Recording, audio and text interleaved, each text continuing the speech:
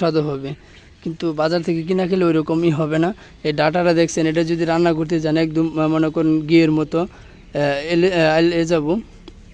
দেখেন প্রচুর সিদ্ধ হবে, অনেক সুন্দরভাবে সিদ্ধ হবে। যেটা বাজার থেকে কিনে নিয়ে গেলে ওটা ওইভাবে সিদ্ধ হবে না। যেটা নিজে চাষ করবেন সারমুক্ত কীটনাশক মুক্ত, সেটা কিন্তু সিদ্ধ হবে, অনেক সুন্দর সিদ্ধ হবে, খেয়েও মজা পাবেন অনেক। দুইটা একসাথে দেখেন চাষ করেছে। এই সাইড হলো পাট শাক আর এই দিকে আছে ডাটা।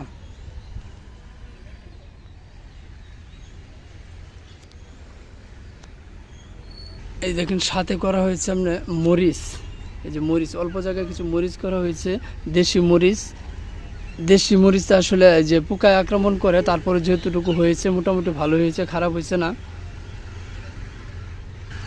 সাথে আরও আছে এই দেখেন এই যে মুহি কচু, এটাও কিন্তু গাছটা মোটামুটি ভালো বড় হয়ে গিয়েছে। এটাও কিন্তু মোটামুটি ভালো বড় হয়ে গেছে। মুহি কচুটাই দেখেন অনেক সুন্দর মুহি হয়েছে, কচু ধরতেছে। বাট আর 10-15 দিন পরে এটা পরিপূর্ণভাবে অনেক সুন্দর হয়ে যাবে আশা করি।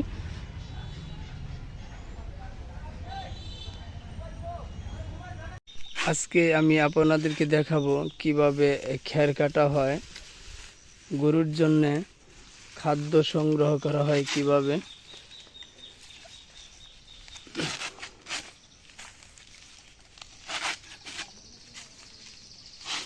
দেখেন এই যে কাটা হচ্ছে, যে ঘাস দিয়েছে সাথে, যে ঘাস বাইরে থেকে কাটা নিয়ে পরে এই খ্যারের সাথে মিক্সড করে দেওয়া হয়েছে। এই খ্যারগুলো হচ্ছে আপনার যে বুড়ো ধান কাটা হয়েছে, বুড়ো ধান কাটার যে নিচের ইগুলো থাকে সেটা দেওয়া হয়েছে সম্ভবত, আর বাকিটুকু শুকানো হয়েছে। এই দেখেন খ্যার এইভাবে প্রতিদিনই সংগ্রহ করতে হয়, সংগ্রহ করে রেখে দিতে হয় একদিনের জন্যে। আর যাদের পর্যাপ্ত পরিমাণ গরু থাকে 4টা 5টা বা 10টা, তারা একদিন মেশিন দিয়ে কাটে, হাত দিয়ে তারা কাটে না, মেশিন দিয়ে কাটে। 1 সপ্তাহের জন্য রেখে দেওয়া যায়, 1 সপ্তাহে কতটুকু পরিমাণ লাগবে তারা ওই পরিমাণ কেটে আলাদাভাবে রেখে দেয়।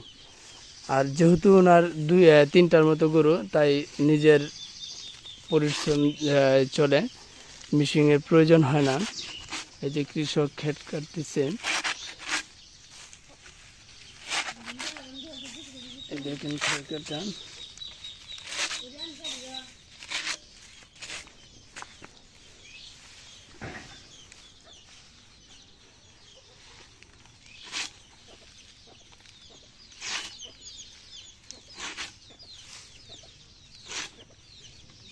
এই জিনিস